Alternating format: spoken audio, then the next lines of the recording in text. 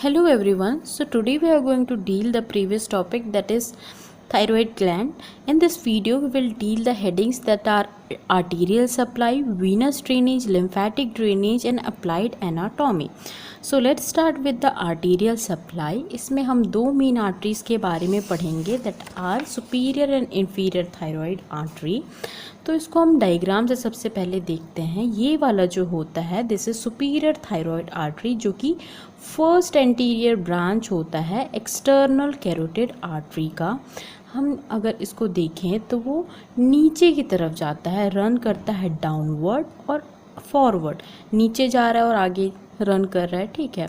और क्या होता है ना, ये जितने भी ये रिलेशन में आता है ये एक्सटर्नल लैरिंजियल नर्व के. ठीक है.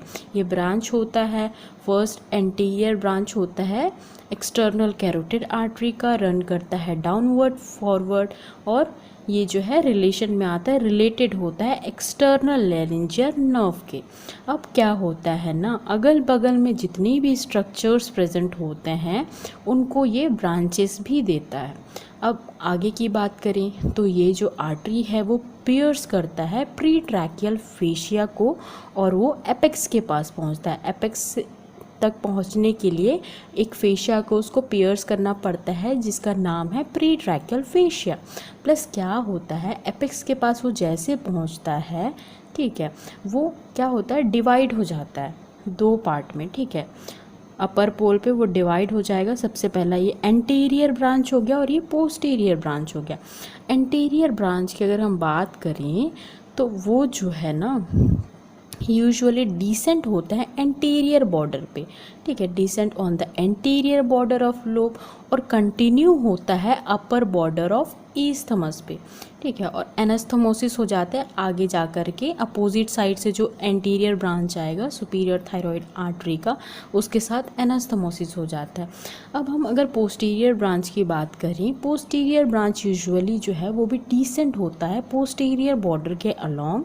फिर क्या होता है, ये जो है एनास्थमोसिस कर जाता है ascending branch of inferior thyroid artery के साथ. एनास्थमोसिस बना लिया, यहाँ पे एनास्थमोसिस किया. इतना हमने देखा सेपरेटली एंटीरियर और पोस्टीरियर ब्रांच के बारे में.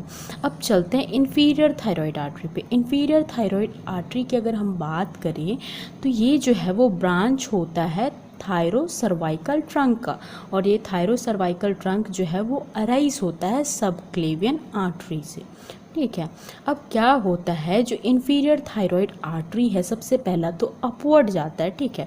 अपवर्ड गया, फिर वो मीडियली जाता है, अपवर्ड गया मीडियली जाता है, फिर फाइनली क्या होता है, डाउनवर्ड जाता है टू रीच द बेस. ठीक है. नीचे की तरफ जाएगा बेस तक पहुंचने के लिए. फिर क्या होता है, वहाँ पे ना वो ब्रांचेस देता है, डिवाइड हो जाता है. ठीक है. 4 से 5 ग्लैंड्यूलर ब्रांचेस में, और वो क्या होता है, पियर्स करता है एक फेशिया को लोअर पार्ट ऑफ ग्लैंड में पहुंचने के लिए. और एक ब्रांच जो इंफीरियर थायरॉयड आर्टरी का होता है वो असेंड होता है ऊपर की तरफ वो असेंड होगा. ठीक है. और एनास्थमोसिस करता है posterior branch of superior thyroid artery के साथ. इतना हमने देखा. और दो आर्टरीज के बारे में हम और देखेंगे. एक तो होता है आपका एसेसरी थायरॉयड आर्टरी, जो कि अराइज होता है ट्रैकियल और ईसोफेजियल आर्टरी से, और वो सप्लाई करता है थायरॉयड ग्लैंड को. और एक आर्टरी होता है दैट इज़ थायरॉयडिया ईमा. ठीक है. वो जो आर्टरी है वो यूजुअली हम देखें तो 3% ऑफ इंडिविजुअल पे प्रेजेंट होता है, और ये क्या करता है, ये भी सप्लाई करता है थायरॉयड ग्लैंड को, जो कि अराइज होता है ब्रैकियोसेफेलिक ट्रंक से या फिर डायरेक्टली आर्च ऑफ अयोटा से. ठीक है. इतना हमने देखा. अब देखो इसको नोट्स से समझते हैं. देखो, ये हम सुपीरियर थायरॉयड आर्टरी की बात कर रहे हैं. तो सुपीरियर थायरॉयड आर्टरी जो first anterior branch of external carotid artery runs downward and forward. ठीक है. नीचे की तरफ और आगे जाता है, और वो क्या होता है, रिलेटेड होता है, रिलेशन में आता है एक्सटर्नल लैरिंजियल नर्व के. इतना हमने देख लिया. अब चलते हैं आगे, दैट इज़ आगे जाके क्या होता है, ये जो ब्रांचेस देता है, अगल बगल में एडजेसेंट जितने भी स्ट्रक्चर्स प्रेजेंट होंगे उनको ये ब्रांचेस देता है। प्लस ये जो आर्टरी है वो पियर्स करता है प्री ट्रैकियल फेशिया को to reach the apex of lobe. Apex of lobe तक पहुंचने के लिए उसको एक फेशिया को पियर्स करना पड़ता है, that is pre tracheal fascia. और क्या होता है, at upper pole the artery divides into anterior branch and posterior branch. Upper pole पे ये आर्टरी दो ब्रांच में डिवाइड हो गए, एंटीरियर पोस्टीरियर ब्रांच पे। अगर हम इसको सेपरेटली देखें तो एंटीरियर ब्रांच क्या करता है, सबसे पहला descend on the anterior border of lobe. Anterior border of lobe पे वो डिसेंड करता है and continue along the upper border of the isthmus. क्या करता है ना, वो कंटिन्यू होता है ईस्थमस के अपर बॉर्डर पे। फिर क्या होता है, एनास्थमोसिस करता है अपोजिट साइड से जो आर्टरी आएगी ना उसके साथ वो क्या करेगा, एनास्थमोसिस कर देगा। जैसे कि देखो इसमें कुछ इस तरीके का होगा, अगर ये थायराइड ग्लैंड है, ठीक है, कुछ इस तरीके का होता है, ठीक है। तो यहाँ से एक आर्टरी आएगी एंटीरियर डिवीजन, ठीक है, और यहाँ से एक आएगा। तो यहाँ पे ये दोनों आर्टरी मिल करके क्या करते हैं, एनास्थमोसिस करेंगे। तो ये जो लाइन है उसका मतलब यही होता है, ठीक है। अब पोस्टीरियर ब्रांच की अगर हम बात करें, पोस्टीरियर ब्रांच जो है वो descend on the posterior border. Posterior border के अलोंग वो डिसेंड होता है और क्या होता है, anastomosis with ascending branch of inferior thyroid artery. Inferior thyroid artery के असेंडिंग ब्रांच से वो एनास्थमोसिस कर जाएगा।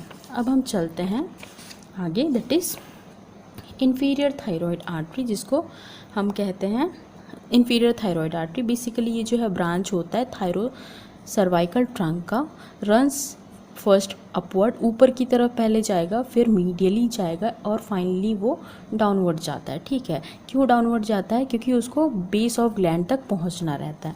फिर क्या होता है, the artery divides into 4 to 5 glandular branches, ठीक है, 4 से 5 ब्रांचेस में डिवाइड होता है।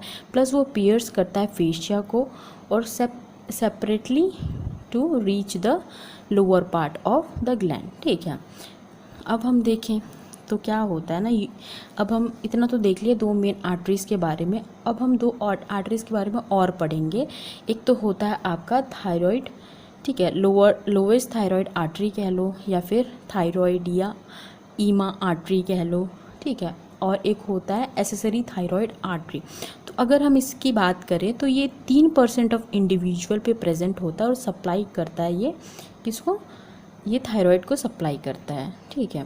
अब क्या होता है, ये जो है यूजुअली ये अराइज होता है ब्रैकियोसेफेलिक ट्रंक से या फिर direct from arch of iota से। अब नेक्स्ट की बात करें तो देखो एसेसरी थायराइड आर्टरी आता है। एसेसरी थायराइड जो आर्टरी है वो अराइज होता है ट्रैकियल या फिर ईसोफेगियल आर्टरी से और वो सप्लाई करता है थायराइड को।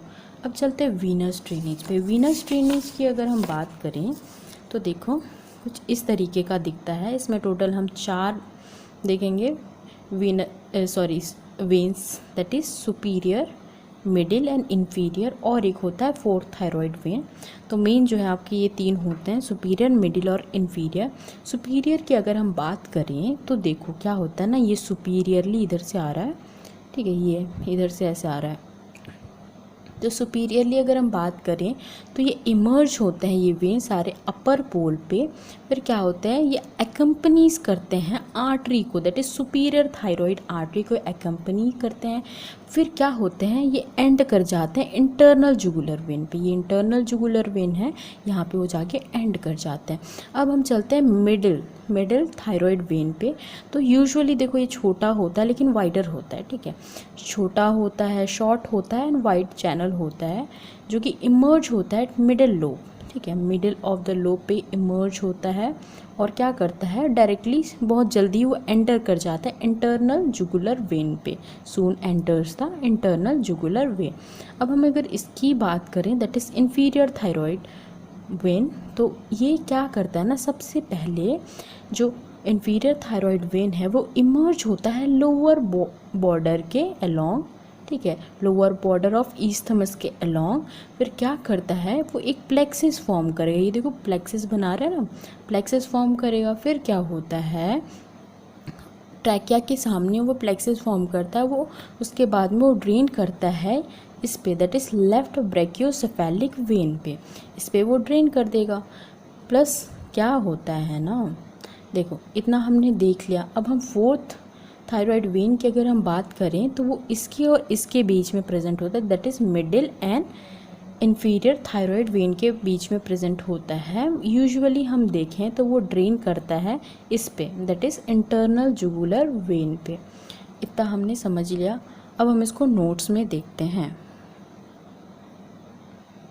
देखो इसमें क्या होता है ना, वीनस ड्रेनेज की हम बात करें तो मेन 3 हमने देखा था, that is superior, middle and inferior thyroid vein. सबसे पहला हम सुपीरियर थायराइड वेन को देखेंगे। वो emerge at upper pole and accompanies the superior thyroid artery. ठीक है, अपर पोल पे वो इमर्ज और अकम्पनी करता है वो सुपीरियर थायराइड आर्टरी को। प्लस क्या होता है, and in internal jugular when, internal jugular vein पे वो जाके क्या होता है, एंटर कर जाता है। इतना हमने देखा। अब हम चलते हैं नेक्स्ट, दैट इज ये middle thyroid when. Middle thyroid when की बात करें तो वो शॉर्ट होता है, प्लस वाइट चैनल होते हैं उसके, which emerges at middle of the lobe. Middle of the lobe पे वो इमर्ज करेंगे, फिर वो सून एंटर कर जाते हैं इंटरनल जुगुलर वेन पे। अब क्या होता है next, that is inferior thyroid vein. Inferior thyroid vein को हमने जैसे देखा था कि वो emerge at the lower border of isthmus. Lower border of isthmus पे वो इमर्ज होते हैं। देन फिर वो फॉर्म करते हैं plexus. They form a plexus in front of trachea. Trachea के सामने वो प्लेक्सिस फॉर्म करेंगे and drains into left brachiocephalic vein. ठीक है, वो ड्रेन करेंगे लेफ्ट ब्रैकियोसेफेलिक वेन पे। अब हम फोर्थ थायराइड वेन की बात करें तो वो क्या होता है, ये इसके और इसके बीच में प्रेजेंट होगा। मिडिल थायराइड वेन और इंफीरियर थायराइड वेन के बीच में प्रेजेंट होता है, में emerge between middle and inferior thyroid when and drains into internal jugular when. ठीक है, क्या होता है, इसके और इसके बीच में इमर्ज करेगा, फिर क्या होता है, वो ड्रेन कर देता है इंटरनल जुगुलर वेन में। इतना हमने देख लिया। अब चलो हम लिम्फेटिक ड्रेनेज को देखते हैं। लिम्फेटिक ड्रेनेज की हम अगर बात करें तो जो अपर पार्ट ऑफ ग्लैंड जो होता है वो रीच पहुंचता है अपर डीप सर्वाइकल लिम्फ नोड तक। ठीक है, फिर वो या तो डायरेक्टली या फिर इनडायरेक्टली प्री लैरिंजियल नोड पे। ठीक है, इतना हमने देख लिया। जो लिम्फ प्रेजेंट होते हैं अपर पार्ट ऑफ ग्लैंड पे reaches the upper deep cervical lymph node either directly और थ्रू प्री लैरिंजियल नोड। इतना हमने देखा। अब सेकेंड, ऊपर का तो बात हो गया। अब नीचे की बात करें, नीचे जो लिम्फ प्रेजेंट है वो क्या करेंगे, फिर जो लिम्फ नीचे प्रेजेंट होता है, lymph from lower part of the gland drains into lower deep cervical node directly and also through the pre-tracheal और paratracheal node। इसको हम कैसे समझेंगे, जैसे कि इस डायग्राम से देखो।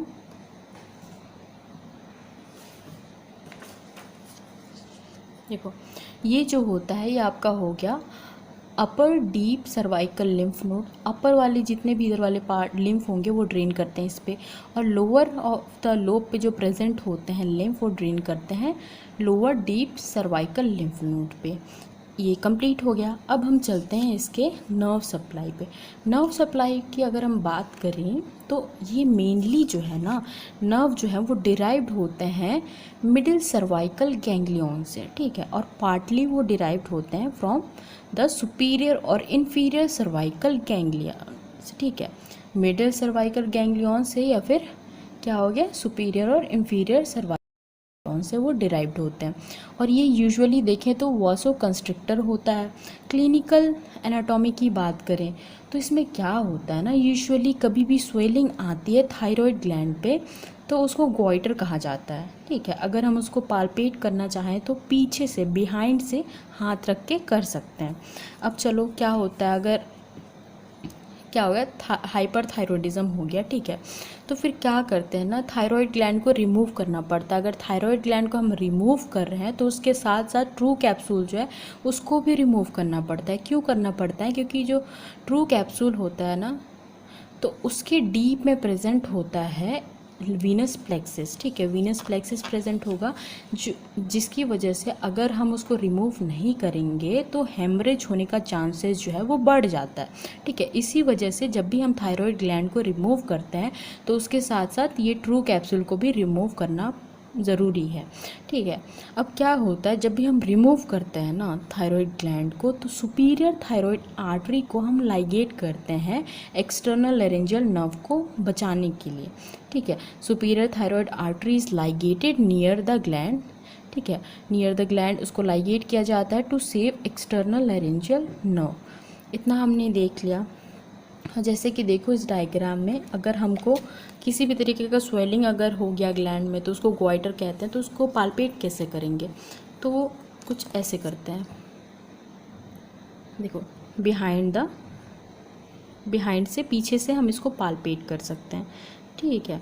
सो I hope you understand everything. If you have any doubt then you can comment down in the comment section, and if I'm doing any mistake you can rectify me. So I hope you like this video. If you think this video is helpful to you, then please hit the like button and subscribe to my channel. Thank you for watching this video.